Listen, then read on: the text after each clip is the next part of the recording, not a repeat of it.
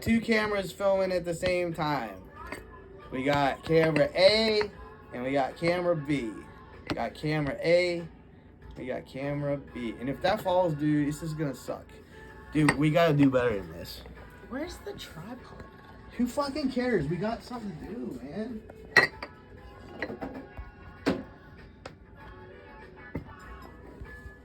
Here.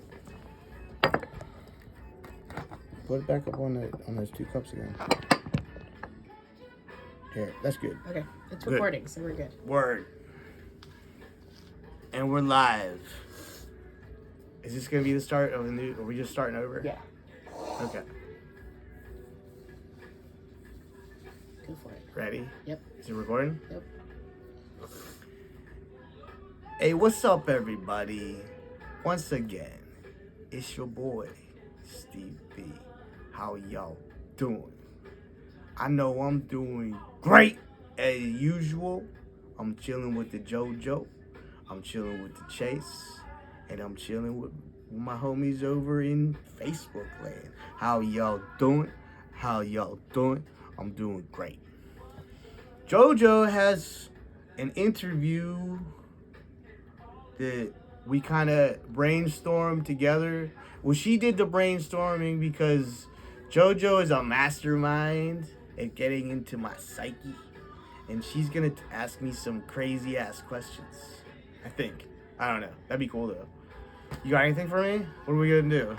They're not crazy questions. I'm not trying to like hurt your brain or anything here. You can hurt my brain. But maybe as we go along, I'll come up with some secondary questions. But first, they're pretty much just trying to get to know you, who Steve B is, how you became who you are. Who I am. Yeah. But first, just tell me a little bit about, I'm butthead. sometimes, tell me a little bit about your family and your upbringing. Alright. Well, my parents are happily married. Which is a rare thing nowadays. Yeah.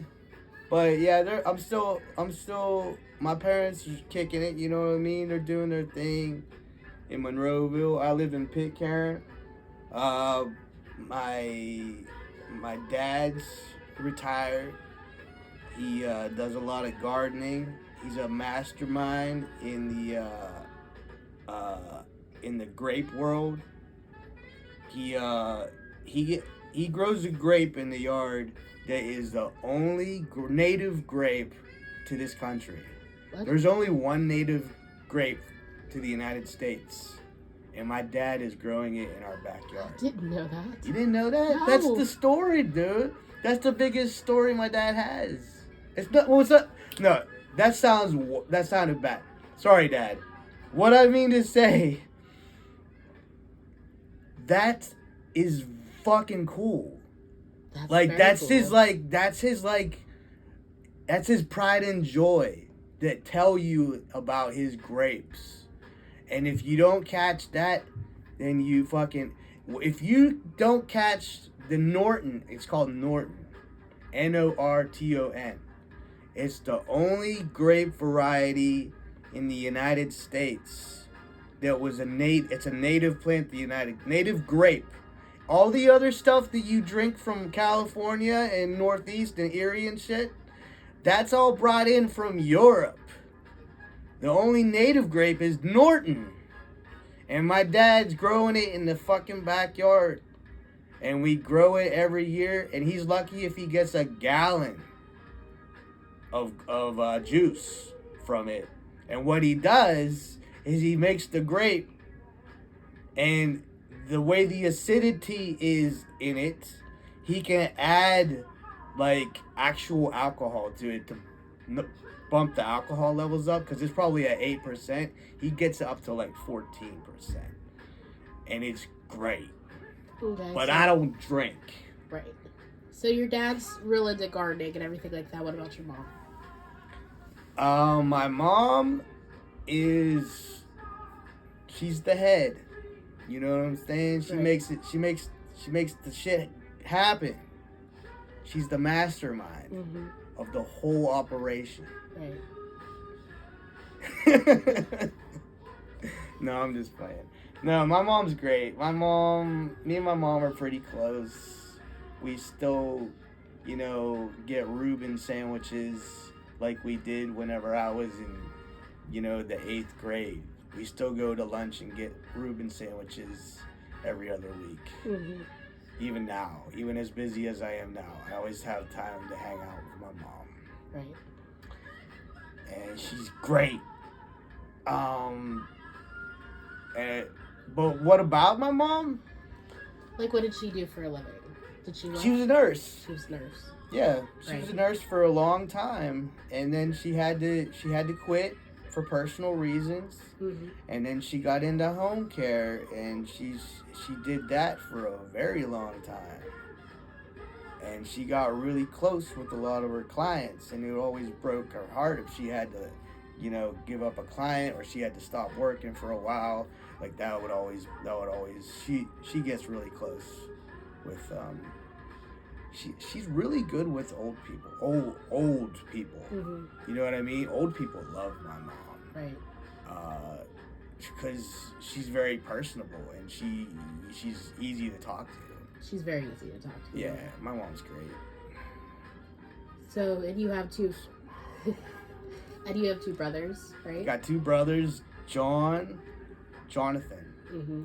and Kevin. Mm-hmm. And you're the oldest. And I'm the oldest. John's in the middle. Kevin's the youngest. Kevin's 23. He's going to be 24 in a couple weeks. John is 35 and I'm 39. Okay. I just had my birthday like a few weeks ago. R.I.P. Scorpio season. We'll miss you. We'll miss you, Halloween. But you know what? It's Halloween in this crib all year long. And that's how we like it. You know what I'm saying? Right? So you were the eldest. I'm the oldest. The You're eldest. The eldest. Yes. Okay. Yeah. So I just want to get into something about that, though. I want to apologize to my brother Kevin about something. Because I know this is weird. It was really hard for him growing up and seeing me all fucked up. Because I was fucked up for a lot of his, when he was younger. Really fucked up. you mean with like your My mental, Right. my condition, my drinking, my absurd, just like weird, stupid shit that it wasn't what I got into. It was like what my brain manifested out of nowhere. Just this, I would just get really aggressive and like insane. Like you don't know what the fuck I'm talking about. Like mental person. right. That's the type of shit that I apologize to you, Kevin, about if you watch this. Do you think that affected him? Oh yeah. Yeah. Fuck yeah. Dude. He didn't want to ever drink. He still doesn't drink because of me. That's not he drinks necessarily a bad thing. I know, but but I just feel bad that I was the reason. I mean, maybe that's that's Yeah. ignore here. Right. But yeah, so yeah, I feel bad for Kevin, and I got when I was younger, like in my early 20s, and me and John were real close. John was like just graduating high school, and me and him realized that we both smoked, and we just like we called them our adventures. We would smoke and then we'd go do some like awesome shit in the woods. Like we'd go in the woods and we'd like kick the shit out of trees till they fell over, or we'd like take shrooms and go into the creek, like that kind of fun shit. Yeah, me and John were like homies, Right. and I want to apologize to John too.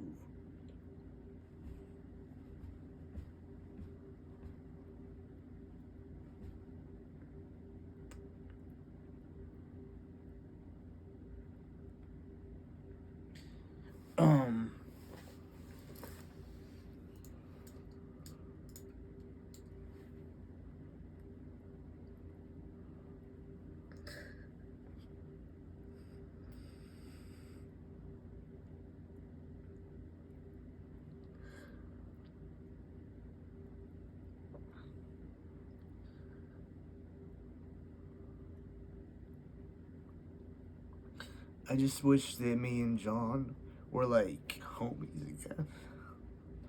We are homies, but like we used to be like tight, you know. He was like my friend. Yeah. Sometimes life gets in the way, you know. Yeah, I miss. It's not just John. It's like everybody. Like I've kind of grown apart from like shit a little bit, maybe.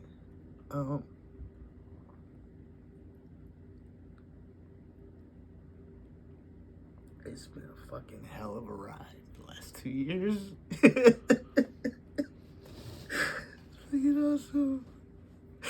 Yo, to be emotional and like high as shit at the same time is fucking hilarious. Oh my god. Do you want to keep going? Yeah, fuck Okay. yeah, I'm good. All right. So why don't we start with, was music always a part of your life? Yeah. Yeah. Yeah, I always listen to music, and then like when music was presented to me in 3rd grade, they're like, you're gonna play this recorder thing. It looks like a clarinet, and it sounds like plastic shit, and you're gonna love it. And I loved that fucking thing. And like I played it, and then I got into trumpet. And I never thought about the recorder again. But I remember when I was in college, and my boy, Rob or Bob Bodker. Was it Bob Bodker or was it Rob? It was Robert Bodker. Bob Bodker. You're my man, dude. Dude, you had a recorder, and you played trumpet also, and you were on my floor in freshman year, and you were playing that recorder and shit, and you'd piss everybody off, and like everybody was like, you bastard, and you fucking played it anyway, and you were hilarious, dude, and you were a good trumpet player too, man, and I know you're doing good these days. Good job, man. Keep doing your thing, bro. I'm trying to teach you my own way. Keep teaching, bro. You're doing great. Y'all doing great. Don't think I don't keep track of my trumpet homies from college. Y'all doing great. It's great. Yeah. I need a fucking tissue or something, bro. Oh my god. What's up? Oh, you sure you want to keep going? Yeah. All right. So you said in 3rd grade is when you got into the recorder. Well, the recorder was handed to you. Yeah, they're like, here you go. I'm like, okay, Frank. And then what was the trumpet handed? Or what did you choose the trumpet? Let's just 4th grade. 4th grade. 1994. Okay. And then when did you decide to go to school for music? Senior year. I was supposed to go to college for business, and I changed my mind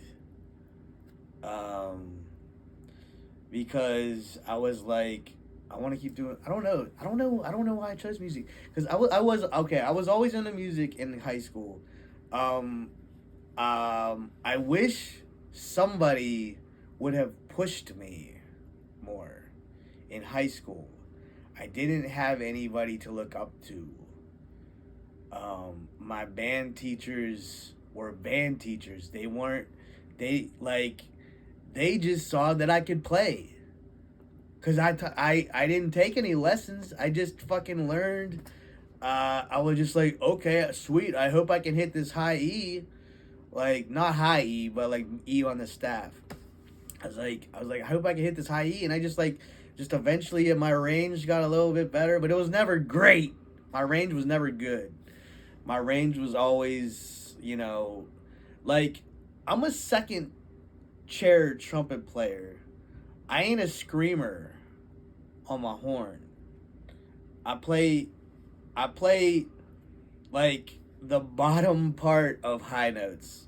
There's like here's where high notes start at like a C above the staff. And like, it goes up to infinity if you get a robot to do it. Fucking loud as shit. But anyway, I can't play high. I can't play high notes. I can play high, but I can't play high notes, is what I'm saying. You're on low battery, Steve. Fuck. Oh, it's still alive though. Oh, I'm on 20. What the fuck? That ain't cool, man. You fucking giving me a heart attack over here. I thought this was about to end. It's fucking live. Fuck you, iPhone. I love you though. You know, I love my iPhone. You know why? Because my iPhone changed my life. People need to be more involved with their device. Okay, so anyway.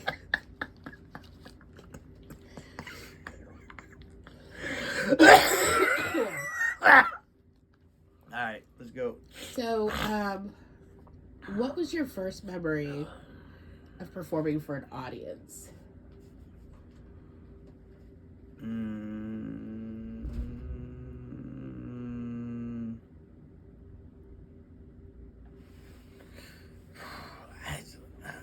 Fourth grade, dude. Fourth grade? Yeah, hot cross buns. Hot cross buns, hot cross buns, hotty, hotty, hotty, hotty, hot cross buns. You know? Was that just like for your parents, or was that for the whole school? That was for the whole school. Yeah. How did that make you feel? Did you feel that energy even back then? Nah, I was like, y'all were flat. You suck. Y'all making me sound bad. Oh my god. So it wasn't just you playing, it was like all of your school. Yeah, it was everybody. It was the whole wind ensemble, all the winds, woodwind, brass wind, percussion, all that good shit. Gotcha. You know what I'm saying? Okay, so now we're gonna go a little bit more into the mental health stuff. So, how did your mental health diagnosis affect your playing, and does it still affect your playing? Does my mental health affect my playing? Yes. Absolutely. How so? Whenever I'm like this, I play like a maniac, and I can play some ill shit. Explain what this is. I didn't do this. I went like this. Okay, what does this mean? This. What is this? Yes. This is the magic. This is the flame. This is the spark. This is what it looks like. This is what it looks like when you're manic, pretty much. But it's great. And you gotta, well, I'm not manic, but like I almost was manic like a couple weeks ago. But this is like the tail end of a hypomanic episode. And we could get into that. Hypomania is what I experienced, and I'm still experiencing a little bit of hypomania, which is basically you have like a bout with mental illness. And I won. And now I get to eat my cake and eat it too. Get my cake and eat it too. So how did This that is what I affect, do. How did that This is affect what I your do. playing? Overconfidence, and it makes me play great. So when you're not feeling hypomania, it makes you play not as well, or? No, I can still play well, but I like go for it now. You have more When confidence. I call this is something I made up recently. It's called going into the darkness. And that's whenever you purposely play wrong notes and see where you can go. Okay. I do it all the time. I'm like playing a scale. I'm playing a scale, and then I play an octave to an octave, and then I switch up to a C sharp instead and start playing in the key of C sharp, and then go back to G, and then I'm going outer space. Okay. And I don't know where I'm gonna go after that. But I usually don't go all the way out. The only video that I have of myself go all the way out is that that hot video that I did on my YouTube channel. And that video, I go all the way. It's pretty good. Okay.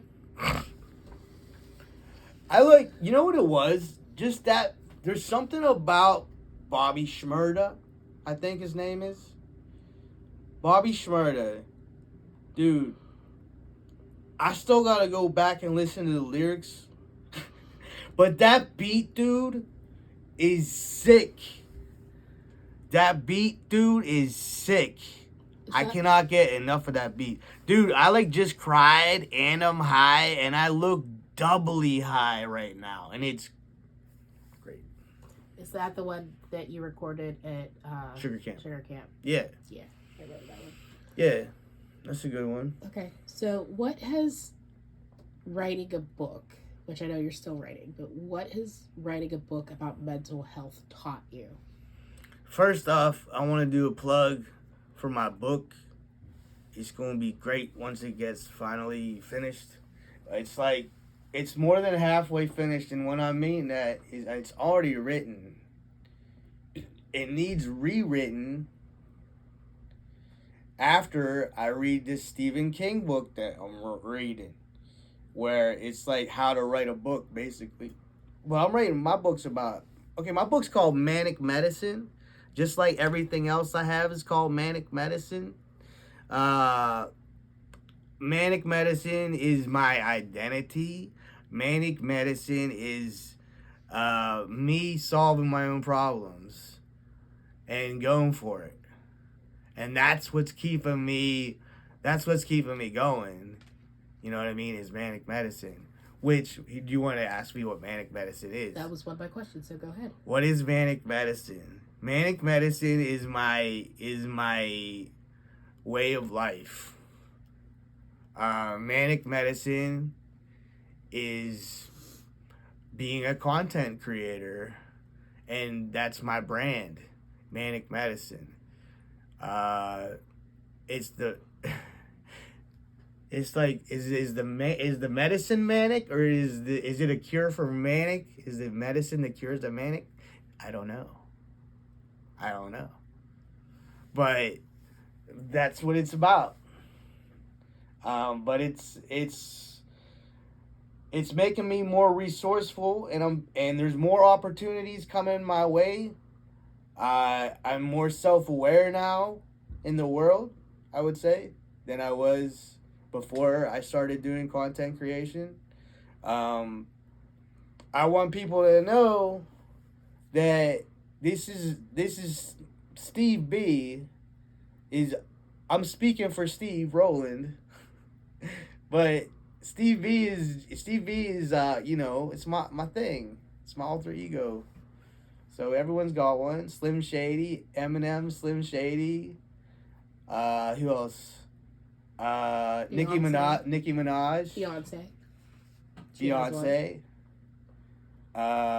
B.I.G. has like how many alter egos? Great Frank White. B.I.G. Notorious B.I.G. Biggie Smalls. Notorious Biggie Smalls. He's got like a million different names. But it's like his drug lord name is Frank White.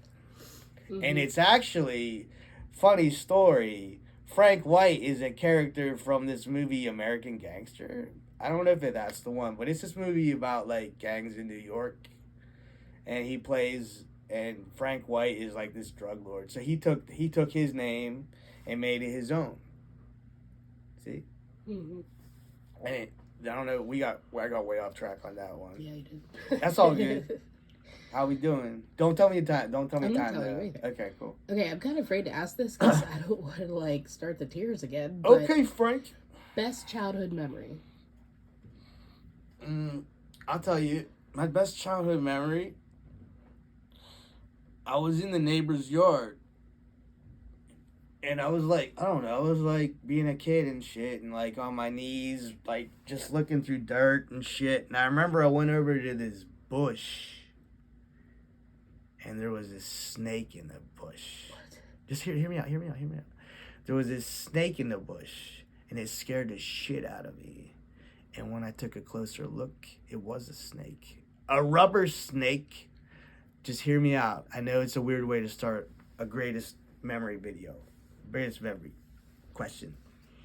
But I remember shortly after I got the shit scared out of me, my mom was like, it's like after dinner, and my mom was like, Hey, Steve! We're going to Kennywood! And that was just like the greatest. And like I was scared, and then I got like the best moment of my life at the same right afterwards. And it was just great. What? She's cracking up. That's such a Steve thing to say. It was great. No, that's nothing to cry about. That's a great memory. No, and you know what else I think's great? That's great. The whole video, the Kennywood video, where it's at Kennywood and it's a video with the dude from PBS. Yeah. I think Rick that's Seaback. Rick Seaback. Yeah. Seaback, whatever. Rick Seaback, yeah. That video is the greatest Pittsburgh documentary That's freaking great. of all time. That is true. I mean that shit. That shit was great. I still watch that shit. They had the laser loop go woo, woo. You see how old I am.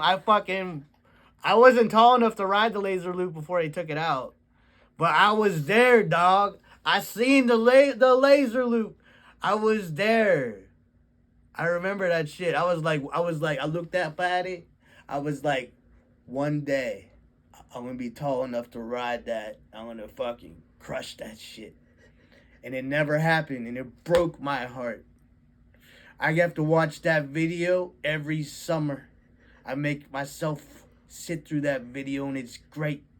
And every time I watch that video, and it shows the lady laughing, you know what I'm saying? Yes. But then they going down the Raging Rapids. It's like,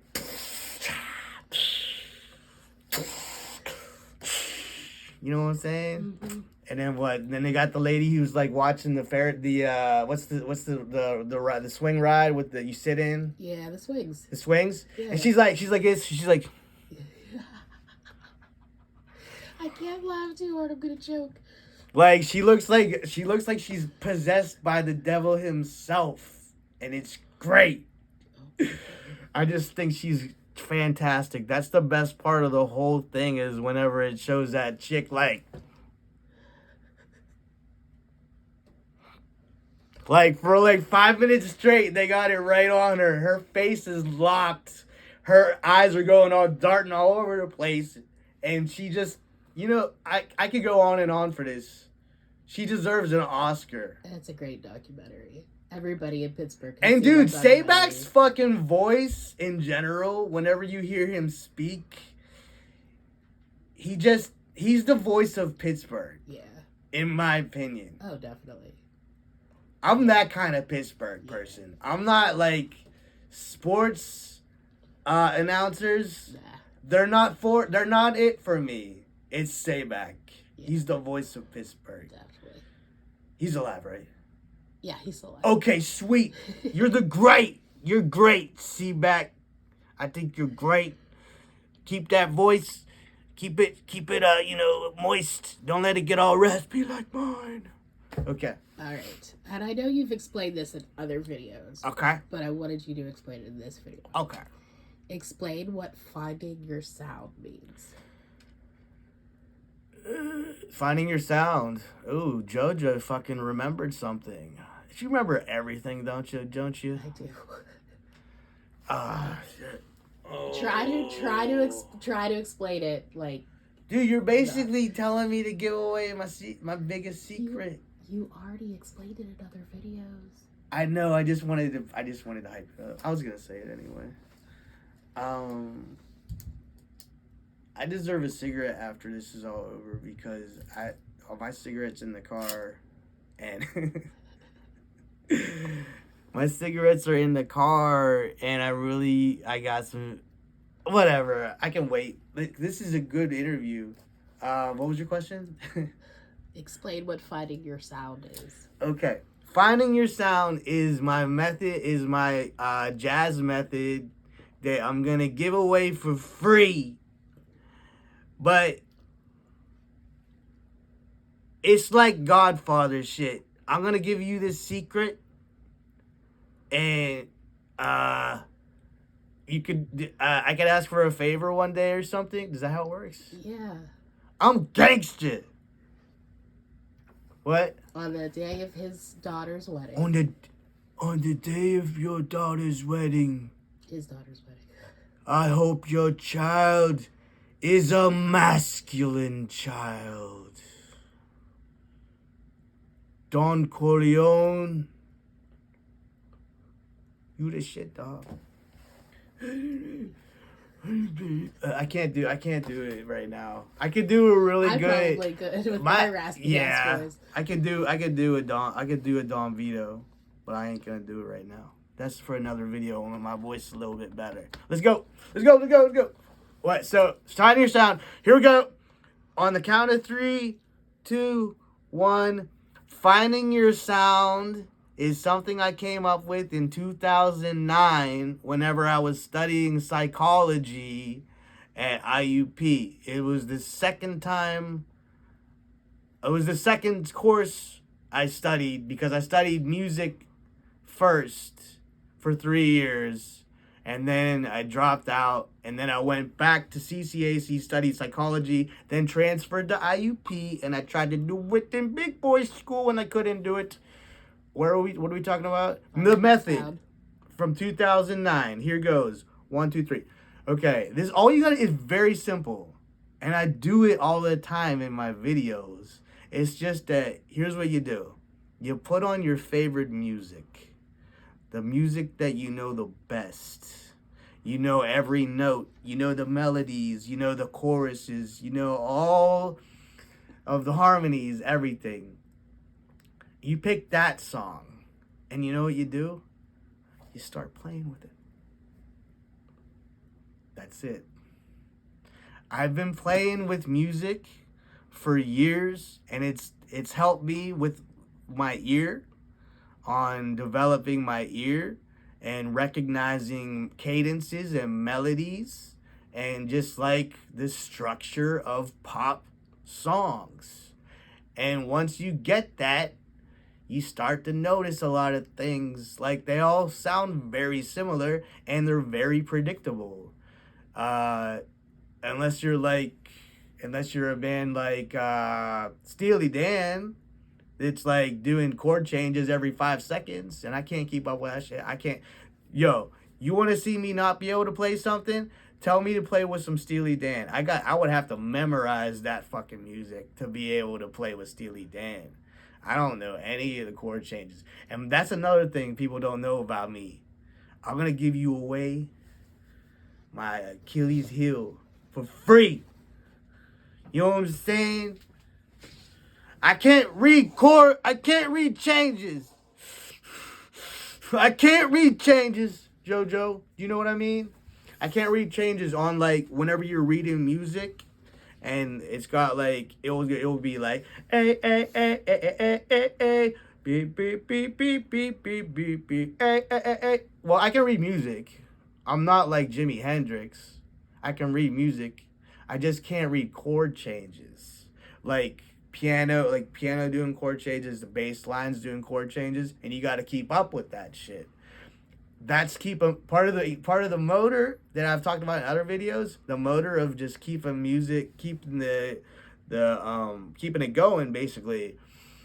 You also got to keep up with the chord changes, and you have to see them coming up ahead of time. So it helps whenever you're reading music and you see the chord changes. You do like an 8-bar block of this chord, and then you'll do an 8-bar block of a different key, a set of chords, A7, go crazy up to infinity. There's a million different like combinations of chords and this and that. It's very complicated, and I don't know any of it. I can only play with pop music and beats and shit. That's my Achilles heel. I can't read chords. I can't read chord changes. Okay. I have to rely on my ear. That's all I got. That's all I got is my ear. My ear and my palate, my brain palette of my library of tunes that I've heard over the years that puts it all together. Okay. And you know I've listened to some weird ass shit. So. All right. So, how has being in a band changed you musically? It's made me step up my game from like, if it's out of, okay, I'm not saying I'm at 100, but just saying for the sake of picking my horn up to where I am now, I wouldn't have got here if it wasn't for the band. And what I mean is my skills. I've gotten so good so quick. Like, in the past, since the recording session, and when we were in Brooklyn, Mm-hmm. that's whenever I got good. Was that recording session?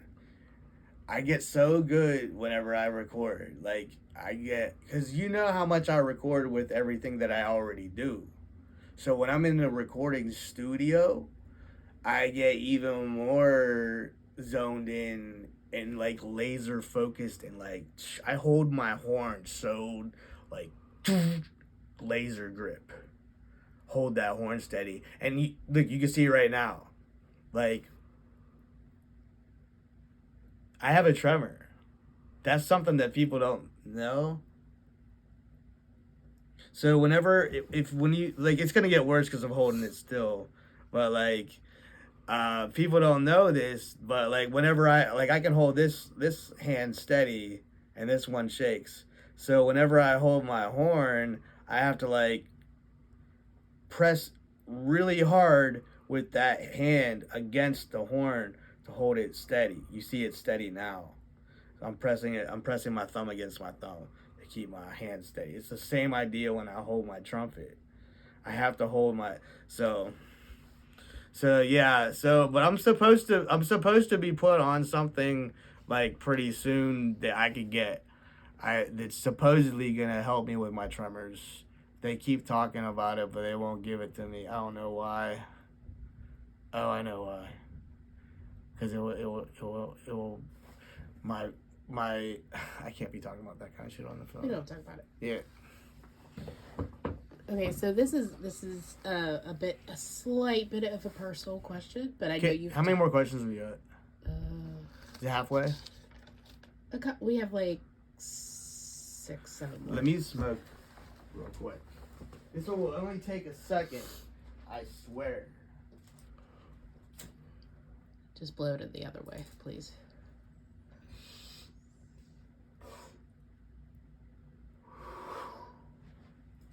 It's fucking halftime. It's halftime. It's halftime. So, but this is, these are things you've talked about before, so. How has becoming sober changed your life and in turn helped you musically? First of all, do you consider me smoking weed being sober? No. Yes. No. Yes. No, but yes. I'm talking about, okay, we'll talk about sober from alcohol. Yeah, okay. Because that was your problem, right? Yeah. I've been sober from alcohol for 3 years. And it gets really difficult whenever I'm like I am now. Whenever I'm like, when I'm up, when my moods are elevated, it becomes more difficult for me to... But it's like this, I'm so damn forgetful. I forget that I wanted beer 5 minutes ago. Mm. And it's great thing to have. It's a great condition to have, to be forgetful. It's great. Forget about all my trauma and all my problems and shit, and just focus on the music. Right? Mm. Not like that at all, actually. Nah, I'm sorry, I went down that rabbit hole. But here we go. Anything else on that subject? If I you don't know. I don't even know if I answered your question. But Do you think it's helped you musically and in Man. your life? what? Not drinking alcohol anymore. Shit. It's on 10%. Let's do it. We gotta not wrap this up, but we gotta go quicker. It's yes. I've gotten.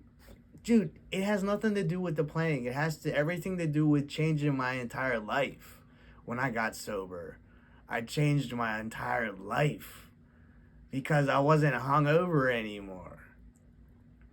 I didn't have to stay at the house to drink or not to be drunk driving and shit. Like almost,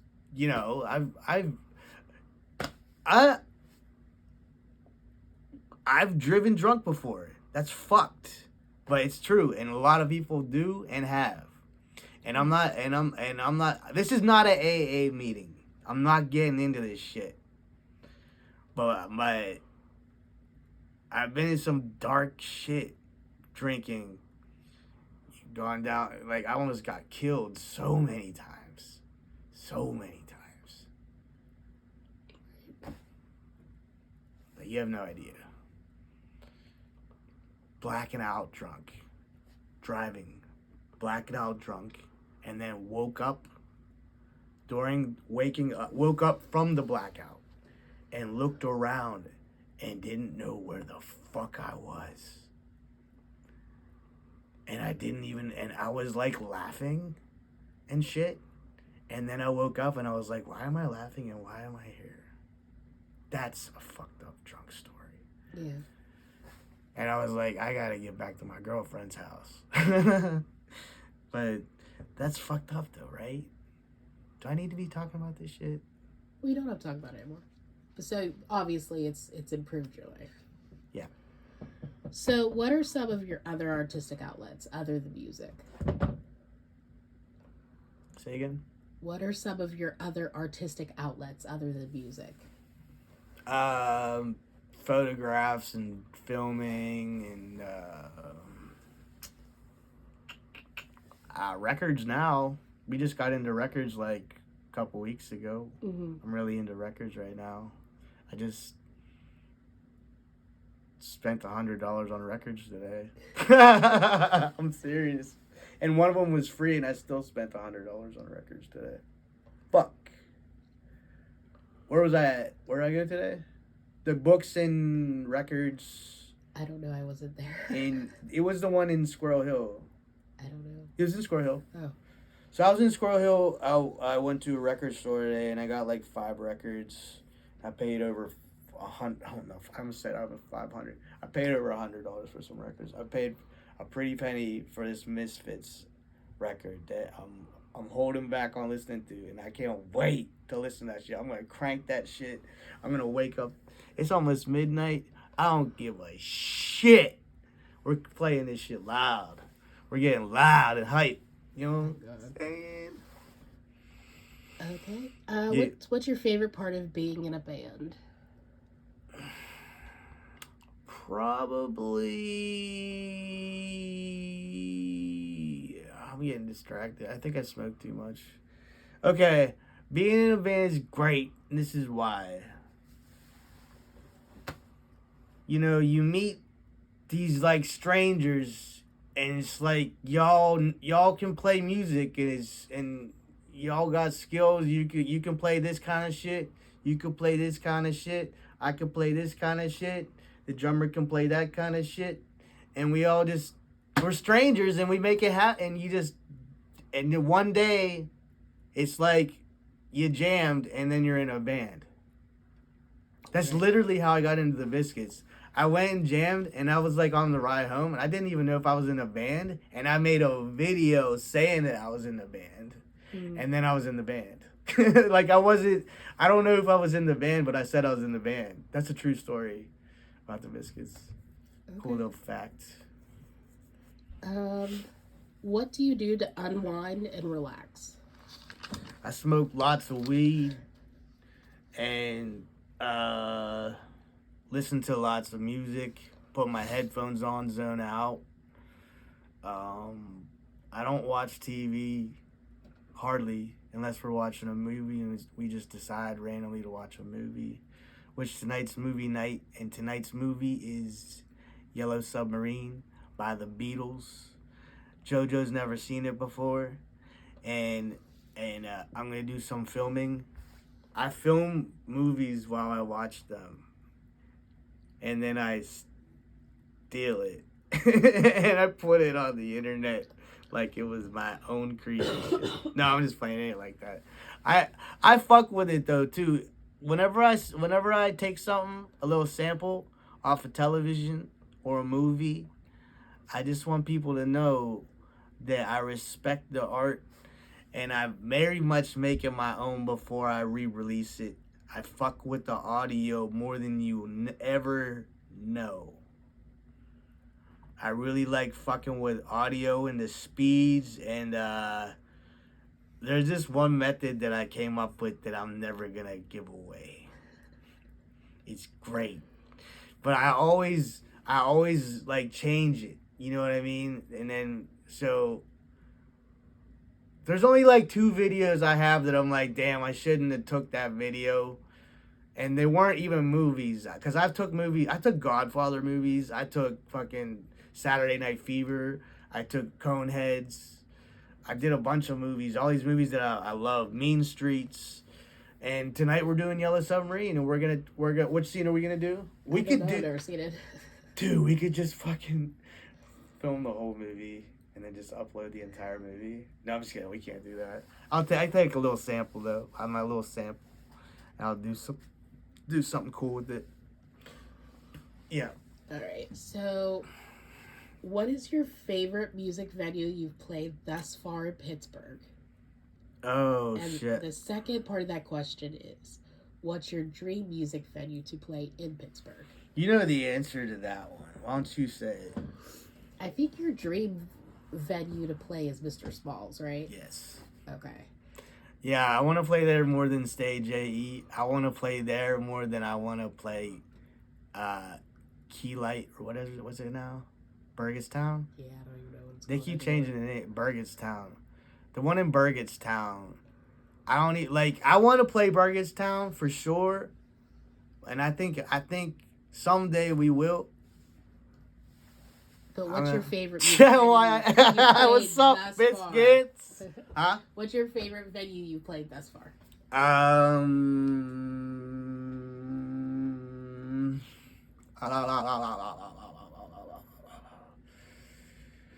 Either Smiling Moose or Altar Bar, and Altar Bar is not even there anymore. I played Altar Bar before I was in the Biscuits. I played Altar Bar when I was in a band called Real Appeal, which I explained in another video. But anyway, I'm not gonna get into Real Appeal that much. But Howlers was cool. Howlers is not there anymore. But my favorite open mic is gotta be shit. I can't remember what it's called. It was like, it had like something to do with a pig or something in Lawrenceville, and they had an open mic with that. They also had like a comedy night, and they had an open mic night, open stage. And I used to go there, and there would be people playing all kinds of instruments. It wasn't all just, acoustic, and that's what I was into. That's where I got my start, playing all the different instruments and shit, was going to the open mics. And I thought it was cool bringing like a different instrument every other week, new instrument, blah, blah, blah. Cool. Yeah. Okay. Biggest musical influence?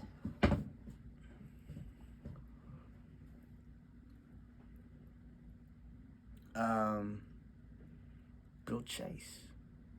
Okay. If you could change one thing. Wait. Oh, okay. It's Bill Chase. I don't get to explain okay, Bill Chase. Well, you stopped, so I wasn't Damn. sure. Okay, Bill Chase is a trumpet player, and he was in a band called Chase, and that's where I got my cat's name, Chase. He was in a band called Chase? Yeah, it was his last name. Oh, okay. There was a band called Chase, and they had these like crazy waterfall trumpet harmonies. He would have like a 5-part trumpet section. Could you imagine the harmonizations and shit with 5 trumpets? So he'd be like,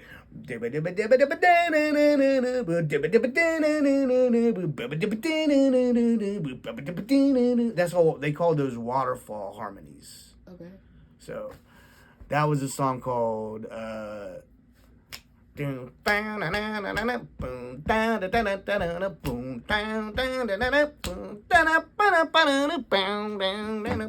gotta change me. I gotta plug this in. It's on like 5%. Let's just. How about we do this? Change me. Yeah. Yeah. You're just gonna have to. Whatever goes. Okay. Now camera A is now camera B, and now camera B is now camera A. That was pretty smooth, though. I think we did that pretty smooth. Yeah, it was a good transition. Nobody even noticed. But now I'm looking at different cameras and shit. I'm not even looking at cameras anyway. I'm mostly looking at you. Yeah. This is gonna be a cool little interview. Man. Shit. What's up? If you could change one thing about your past, what would it be? Nothing. Good answer. I mean, you couldn't. Nobody could do what I did. I got my own journey, man. Who you are. I have my own journey, bro. Nobody can live the life I lived ever. Nobody can live anybody's life. And that's what it is. I don't even know what I'm answering right now, but that's what it is. No, let me finish that. Okay. I wasn't sure if you were done. I don't even know what I'm talking about, though. What are we talking about? If you could change one thing about your past, what would it be? You can't, dude. You can't dwell on the past, bro. You can't.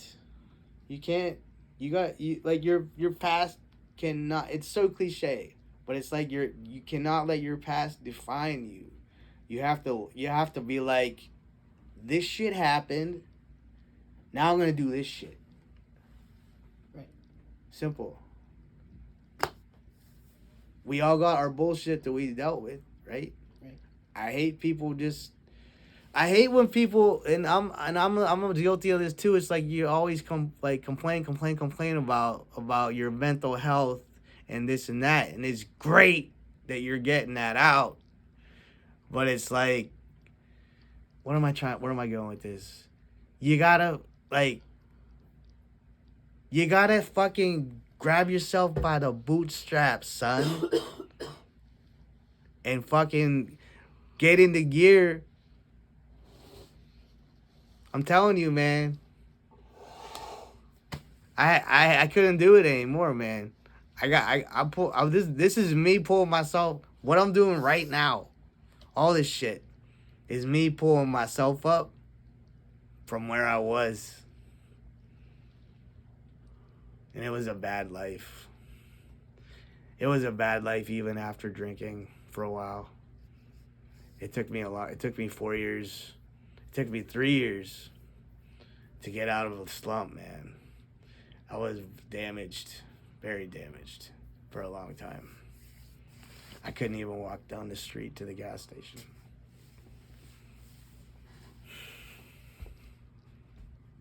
I couldn't. I was scared. I was too scared. I was so broke, dude. I've lived in this facility place for 5 months. And that was like a different kind of hell, dude.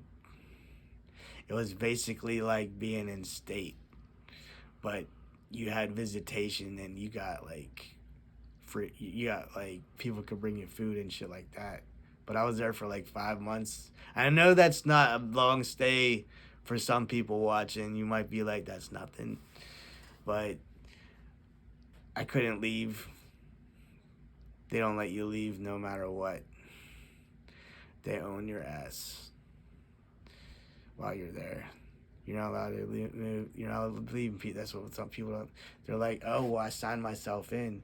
Well, yeah, some people get signed out early. But if they think you're fucked up, they can keep you as long as they want. They own you. I'm not even fucking What else is it? You have no fucking... Your rights are completely taken. Right. People don't get that about being... That's why I get so pissed about 302s and shit. Because people don't know that they got a key. When you 302 somebody and you fucking take the key, flush it down the toilet. That's what it's like. And it's like, who's got a bed? Who's got a bed? It's like, where am I gonna sleep at? And then where are you gonna go? Like, I was like, and if I wouldn't have went there, I would have been on. I don't know. I don't want to talk about it anymore. Okay. All right. What is the best part about playing the trumpet? Trumpet is like, I'll reference something I said the other day. It's not the goat. I only say that because I played that. But here's the thing. Every instrument is great. And figuring out the techniques to every instrument is great. I chose the trumpet by chance. I was a follower. And I was like, my friend plays that. Okay, Frank. And I fucking was like, all right, well, I'll play the trumpet too, I guess. Because he's my only friend. Actually, yeah, he was like, nah, yeah. How you doing? So what's the best part about playing the trumpet?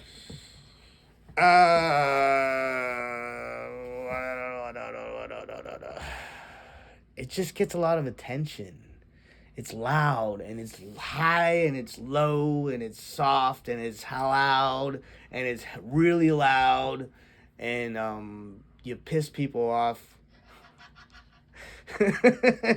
when you practice. No matter where you go, you're gonna piss somebody off, and that's where you get the cockiness, because you say, fuck you, this is my identity now. I'm a loud motherfucker, okay? And that's what it's like. I'm a loud dude. You know what I'm saying? All right, 2 more questions and then we're done. Because I know you want to go get a cigarette.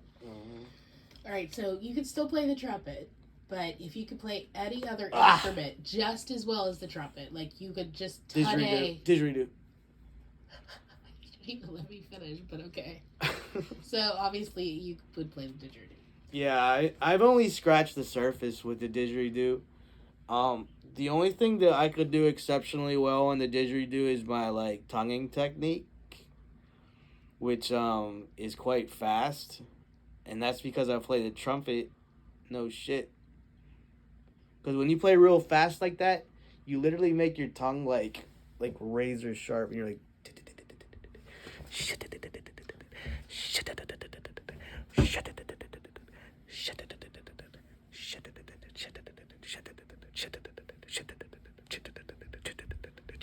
You know what I'm saying? Okay. It's like that. In a handbag, glad brag. How many times you let my pants sag? I grab that. Pull my pants up. Put my belt on. Get it on like Donkey Kong. It's on. How you doing? What's up? You got some more? Last question. And So we're doing some Inside the Actor Studio shit with this one. okay. You've ever seen that? No. Okay, so on the show Inside the Actor Studio, he always asks, last question when he interviews actors is, what is your favorite swear word?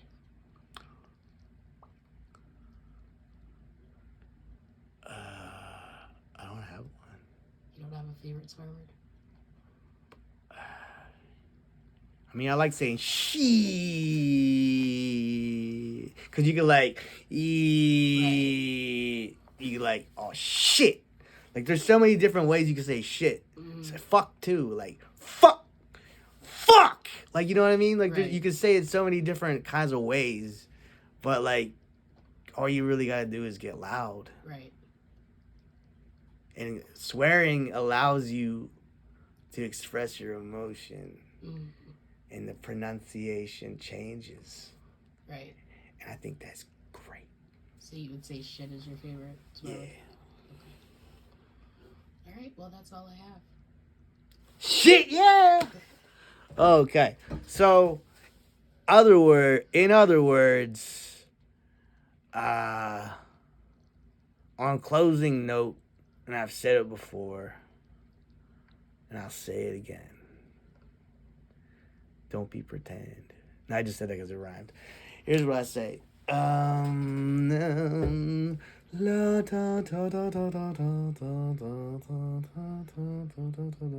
Let your life be a circus. You know what I'm saying?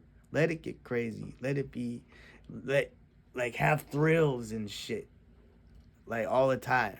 Let your life be a circus, like Barnum and Bailey or Ringling Brothers. It's great. Which one are you? Are you the clown?